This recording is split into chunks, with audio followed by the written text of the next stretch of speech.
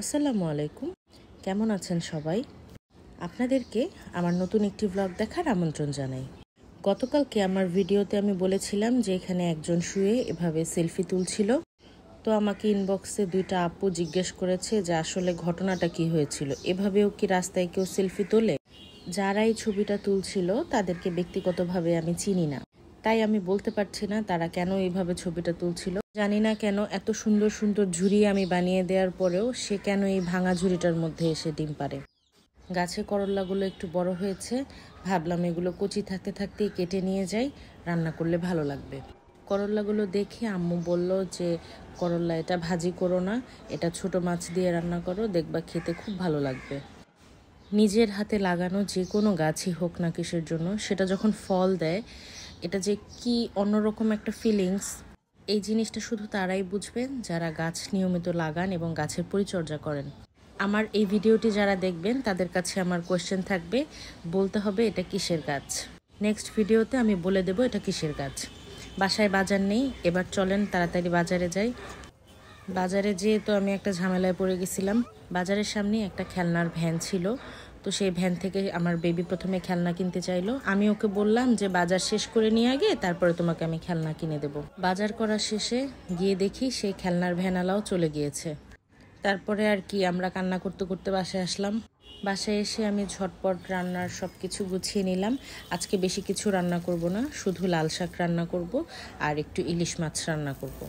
গতকালকে যে মুরগির মাংস রান্না করেছিলাম সেটাও রয়ে গিয়েছে এবং ডাল রান্না করেছিলাম সেটাও রয়ে গিয়েছে, তাই আজকে এই শর্টকাট রান্না। লাল শাকটা ঢেকে দেওয়ার পরে এরপরে আমি ইলিশ মাছটা বসিয়ে দিচ্ছি। কড়াইতে তেল নিয়ে তেল গরম করে এরপরে আমি পেঁয়াজ দিয়ে দিয়েছি। আজকের মাছটা আমি না ভেজে রান্না করব। মাছ যদি টাটকা হয় এবং ফ্লেভারফুল হয় সেই মাছগুলো না ভেজে কষিয়ে রান্না করলেই খুব বেশি স্বাদ পাওয়া যায়। তো আমি এখানে মশলা কষিয়ে এর মধ্যে ইলিশ মাছটা দিয়ে দিচ্ছি। মাছটা কষানো হয়ে গেলে আপনারা যখন এভাবে রান্না করবেন তখন চাইলে মাছ কষানোর পরে মাছটা উঠিয়েও ফেলতে পারেন, আবার মাছ কষানোর পরে এর মধ্যেই সবজিটা দিয়ে দিতে পারেন।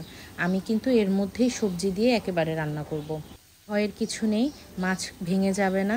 মাছটা সেদ্ধ হওয়ার পরে একটু শক্ত হয়ে যায় এবং এই সবজি দেওয়ার পরে আপনি যদি আলতো হাতে নাড়াচাড়া করেন তাহলে মাছ কিছুই হবে না।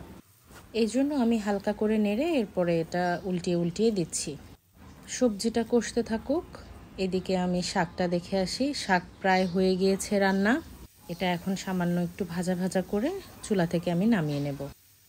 আর এইদিকে আমার কচুরমুখী কষানো হয়ে গিয়েছে। আমি এখানে কচুরমুখীর সাথে সামান্য একটু আলুও দিয়েছিলাম। তরকারির মধ্যে আমি ঝোল দিয়ে দিয়েছি। কচুরমুখীটা সিদ্ধ হয়ে গেলেই আমি চুলাটা বন্ধ করে দিব। আজকে বিকেলে আবার ছাদে গিয়েছিলাম। ছাদে যাওয়ার সময় একটু চানাচুর নিয়ে গেলাম। দিনের বেলা চাঁদ উঠেছে, এটা আমাকে নিহাম দেখালো। আজকে বাজার থেকে আসার সময় একটু লাল চিরা কিনে এনেছিলাম। লাল চিরাটা কিন্তু অন্যান্য সব চিরার থেকে খেতে একটু পুষ্টিকর। তো লাল চিরার মধ্যে কিন্তু একটু বেশি ময়লা থাকে। এটা প্রথমে আমি একটু ঝেড়ে নিয়েছিলাম, তারপরে এটা 7-8 বার পরিষ্কার করে ধুয়ে নিয়েছি।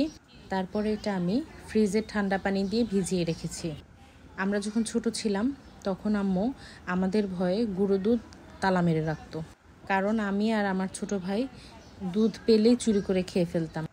আমার ছোট ভাই আমাকে খাওয়াটা শিখিয়েছিল, চিরার সাথে দুধ চিনি মিক্স করে তারপরে খাওয়া। একদিন কি হয়েছে, চিরাটা আমি না ভিজিয়েই দুধ চিনি মিক্স করে খেয়ে ফেলেছিলাম।